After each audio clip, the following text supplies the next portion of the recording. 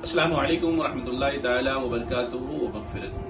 आलम इस्लाम को नबी करीम सल्लल्लाहु अलैहि वसल्लम की आमद का ये माह मुबारक, जिसे दुनिया इस्लाम रबीउन नूर शरीफ के नाम से जानती है, मैं दुनिया में बसने वाले तमाम लोगों को रसूलुल्लाह सल्लल्लाहु अलैहि वसल्लम की विलादत के महीने की मुबारकबादी देता हूँ। मैं मुफ्ती मोहम्मद मंजूर ज़ियाई आपसे कुछ दरख्वास्तें भी करता हूँ।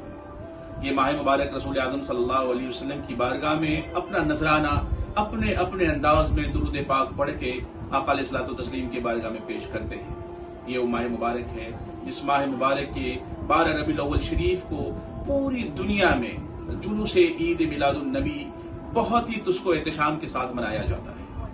लेकिन चंद सालों में जो चीजें हमें देखने को मिली है वो बहुत ही सख्त है और खतरनाक है, उस लिहाज से भी कि वो दीनी तौर पर भी गलत है, शरई तौर पर भी गलत है।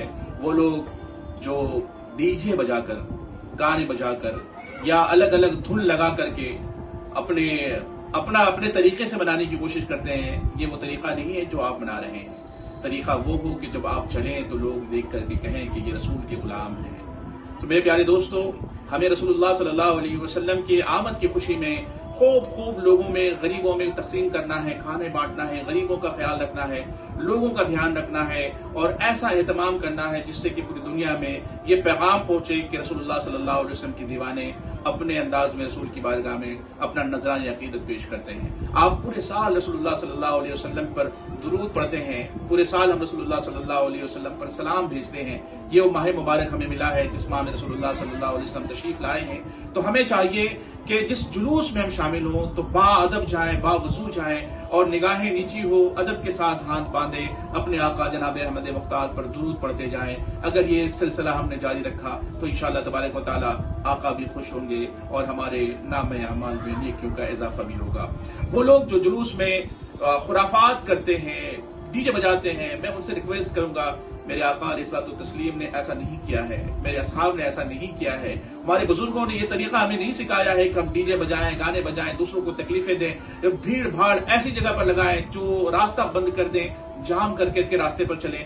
ये तरीक़ेकार नहीं होनी चाहिए। हुकूमत की गाइडलाइन के एतबार से आपको जहां जहां निकलने की इजाजत मिलती है, जुलूस निकालने की जहां इजाजत मिलती है, वहां पर जुलूस निकालें और इस बात का भी ख्याल रखें कि आपकी वजह से किसी को तकलीफ ना हो। और रसूल आज़म की बारगाह में अपना नजराना शरबत बनाकर, जूस बनाकर, मिठाइयाँ तकसीम करके, गरीबों को खाना खिला करके, हॉस्पिटल में फ्रूट्स बांट करके हर एक का ख्याल रखें। अल्लाह तबारक व तआला नबी करीम सल्लल्लाहु अलैहि वसल्लम के सदक़े में आपके आमाल को कबूल फरमाएगा।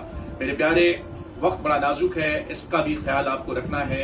आप रसूल आज़म सल्लल्लाहु अलैहि वसल्लम की बारगाह में दुरूद पढ़ें और हमें भी अपनी दुआओं में याद रखें। बहुत शुक्रिया। अस्सलामु अलैकुम व रहमतुल्लाहि व बरकातुहू।